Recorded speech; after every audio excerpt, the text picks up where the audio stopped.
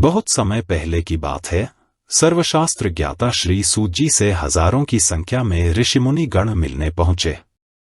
वहां पहुंचकर सभी मुनियों ने सूत जी को नमन किया और पूछा, हे परमपिता, कलयुग के समय में ईश्वर की भक्ति के लिए मनुष्यों को क्या करना होगा? कलयुग में उन्हें मोक्ष की प्राप्ति कैसे होगी? हे प्रभु, कृपया आप हमें किसी ऐसे तप के बारे में बताएं जिसे करने से मन की मुराद पूरी होने के साथ ही पुण्य की प्राप्ति हो जाए।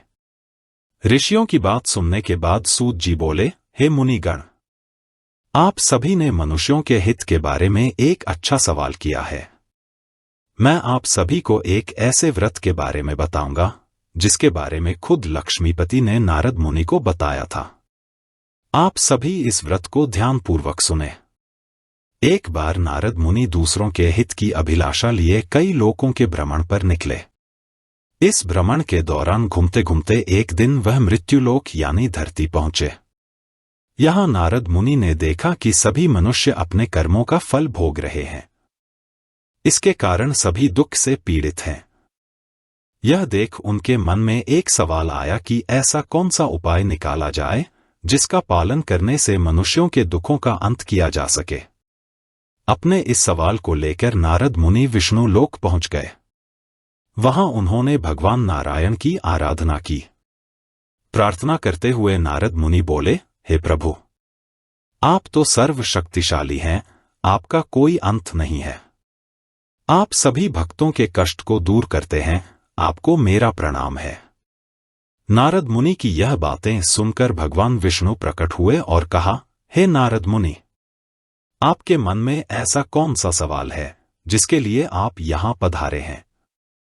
परमपिता विष्णु की बात सुनकर नारद मुनि बोले, प्रभु, मृत्युलोक में मनुष्य अपने कर्मों के दुख झेल रहे हैं। भगवान, आप अगर मुझ पर तनिक भी दया करते हैं तो कृपा करके मुझे बताइए कि मानव ऐसे कौन से काम करे जिससे उन्हें इस दुख से मुक्ति मिल सके। विष्णु भगवान ने जवाब में कहा, हे मुनि, मानव जाति की भलाई के लिए आपने एक अच्छा सवाल किया है। मैं आपको वह बात बताऊंगा जिसका पालन करने से मनुष्यों का मोह से नाता छूट सकता है। इतना कहने के बाद भगवान विष्णु ने व्रत के बारे में बताना शुरू किया।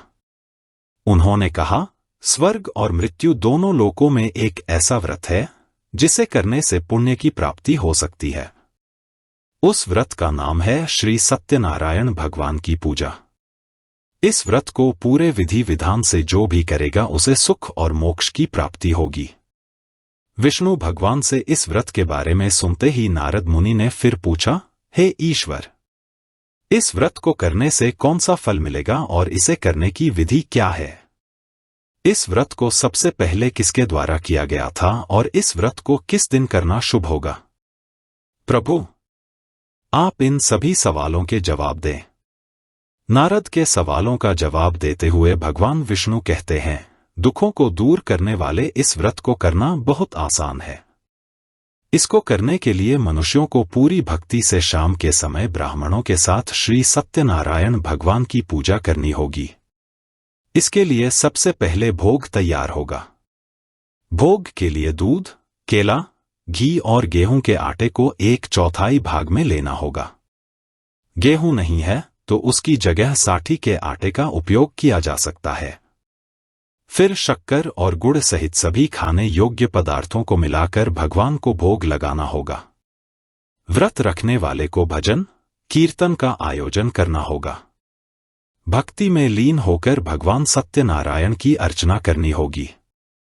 इसके बाद व्रत रखने वाले को ब्राह्मणों और सभी परिजनों को भोजन कराना चाहिए।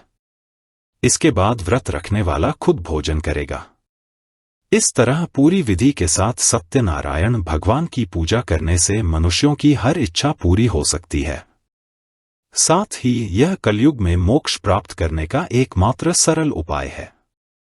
इस तरह श्री सत्यनारायण कथा का पहला अध्याय पूरा होता है।